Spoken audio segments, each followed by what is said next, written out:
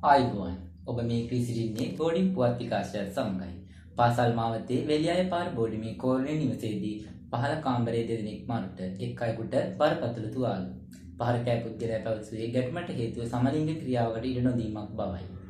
කතුන් පිරිසක් පිරිවරාගෙන සිටි නෙල්ලිකැලේ බුරියාන හොත් සේනාලසංක බමුණගේ අතිමාත්‍රාවෙන් කෑම ගැනීම හේතුවේ සිය මුඛය විවර කරගනිමින් නිදා සිටින ඡායාරූපයක් මේ මොහොත වන විට සමාජ මාධ්‍ය තුළ ශීඝ්‍රයෙන් සැසරමින් පවතී. උඩුමහලේ අඟහරු බෙට්ටා සහ කිරිවල්ලා අතර ගල්පනිසක් බෙදා ගැනීමෙන් පසුව කිරිවල්ලා අනුමාළු ගෙඩියකින් ගැසීමෙන් අඟහරු බෙට්ටාගේ නිලයකට හානි.